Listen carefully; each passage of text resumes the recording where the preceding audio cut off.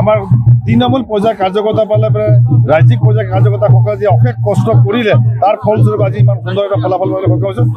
এই মুহূৰ্তত সকলোকে অশেষ ধন্যবাদ কৃতজ্ঞতা জনাইছোঁ যে তেখেতসকলে অশেষ কষ্ট কৰাৰ কাৰণে ইয়াত যি আমাৰ বিজু হাজৰিকা ডাঙৰীয়া মন্ত্ৰী আটাইকেইটা বিধায়ক সাংসদসকলে ইয়াত আহি পেলাই আমাৰ তুলিৰাম ডাঙৰীয়াও আমাৰ আহিছিলে। গতিকে সকলোকে অশেষ ধন্যবাদ কৃতজ্ঞতা জনাইছোঁ যে তেখেতসকলে ইয়াত প্ৰায় 1.5 মাহ ধৰি পেলাই নিৰ্বাচন প্ৰচাৰ কাম কৰাৰ কাৰণে আজি ইমান সুন্দৰ ফলাফল এটা পাবলৈ সক্ষম হৈছোঁ। শেষত সকলোকে ধন্যবাদ কৃতজ্ঞতা জনাইছোঁ। আপোনালোক জয় হৈছে কিন্তু বিচৰাৰ মতে ফলাফলটো নহ'ল বুলি ভাবে নেকি?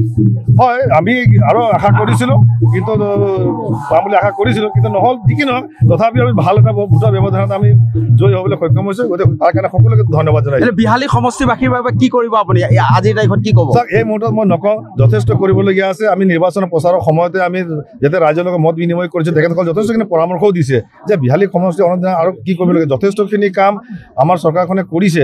আমাৰ দত্ত ডাঙৰীয়া 1 চনৰ পৰাই আমাৰ বিধায়ক হিচাপে আছিলে, মন্ত্ৰীও আছিলে, বৰ্তমান সাংসদে তেখেত যথেষ্টখিনি উন্নয়নৰ কাম কাজ কৰিছে। কিন্তু তথাপিও আমি আৰু কিছু কাম কৰিবলগীয়া আছে। আমি এইখিনি আমি নিশ্চয় ৰাইজৰ লগত আলোচনা কৰিম কেনেকৈ ধৰণৰ কাম কৰিলে বেছি বিহালীখনক আমি আগবঢ়াই লৈ যাব পাৰোঁ তাৰ কাৰণে আমি চেষ্টা কৰিম। কালি নিশাটো ভালকৈ টোপনি আহিছিল নাই? কাৰণ মেট্ৰিক দিয়া যে চোকা ল'ৰাটোৰো আচলতে বুকুখন ধপধপাই থাকে না। আচলতে আমাৰ সুন্দৰ টোপনি আহিছে কাৰণ আমি আগৰ পৰাই জয়টো নিশ্চিত আমাৰ আছিলে। কাৰণ আমি যেতিয়া নিৰ্বাচন প্ৰচাৰ কৰাৰ সময়তে ৰাইজে যেনেধৰণে আমাৰ উৎফুল্লিত হৈছিলে, যেনেকৈ আমাৰ মৰম কৰিছিলে, গতিকে যিহেতু আমাৰ জয়টো নিশ্চিত আছিলে, আমাৰ লক্ষ্য আছিলে খালি ব্যৱধান আমি বঢ়াবৰ কাৰণে চেষ্টা কৰিছিলোঁ। গতিকে মই কোনো ধৰণৰ টেনশ্যন লোৱাই নাই। আজি আগৰ 2টা নিৰ্বাচনো খেলিছিলোঁ, হাৰিছিলোঁ।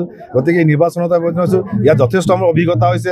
একে গ্ৰাছ ৰুটলৈকে আমি মিটিং কৰিবলৈ ৰাইজৰ লগত মত বিনিময় কৰিবলৈ সক্ষম হৈছিলোঁ। গতিকে সুন্দৰভাৱে আমি নিৰ্বাচন পাৰ হৈছোঁ। গতিকে সকলোকে পুনৰবাৰ ধন্যবাদ জনাইছোঁ।